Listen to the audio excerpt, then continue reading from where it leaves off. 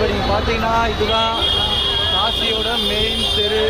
எவ்வளோ பிஸியாக இருக்குன்னு பாருங்கள். காலையில் இந்த வீடியோ எடுக்கிற டைம் வந்து ஒரு 11 மணி இருக்கும்.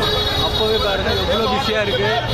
பூ கடையிலேருந்து ஸ்வீட் கடை, பஜ்ஜி, போண்டா, இட்லி, வடைன்னு ஃபுல்லாகவே நம்ம சென்னையில் இருக்க எல்லா ஃபுட்டும் இங்கே கிடைக்குது. அந்த அளவுக்கு ஒரு பிஸியான இடமா இந்த காசி இப்போ இருந்துகிட்டு இருக்கு. இருந்தாலும் மக்களின் அந்த வரத்து இன்னும் குறையவே இல்லை. ஏன்னா தொடர்ந்து 3 நாட்கள் ஒரு திருவிழா மாதிரி. ஒன்று வந்து இன்னைக்கு வந்து சனி பிரதேசம், நாளைக்கு வந்து மகா சிவராத்திரி, திங்கட்கிழமை அமாவாசை. ஸோ இது எல்லாமே தொடர்ந்து 3 நாள் வர்றதுனால காலையிலே கூட்டம் குவிய ஆரம்பிச்சிருச்சு. நீங்கள் பார்க்கலாம், இது எல்லாமே ஏற்கனவே நிறைய பேர் வீடியோஸ் போட்டிருப்பாங்க. இருந்தாலும் நம்ம நேரடியாக ஒரு தடவை இதை வந்து விசிட் பண்ணி பார்க்கணும், வீடியோ எடுக்கணுன்றது ஒரு சின்ன ஆசை. அது இப்போ தான் நிறைவேறியிருக்கு. எவ்வளோ கூட்டம் பாருங்கள். மக்கள் ஜெயின்னு போயிட்டே இருக்காங்க.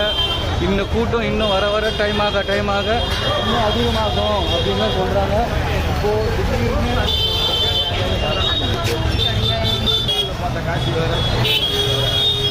எதிர்பார்த்து வந்த கூட்டம் வேறு. காலையில் 4 மணிலேருந்து இந்த தெருவில் தான் சுற்றிட்டு இருக்கோம். ஆனால் அவ்வளோ ஒன்றும் கூட்டம் இல்லை. ஆனால் இப்போ டைம் 11 ஆகுது.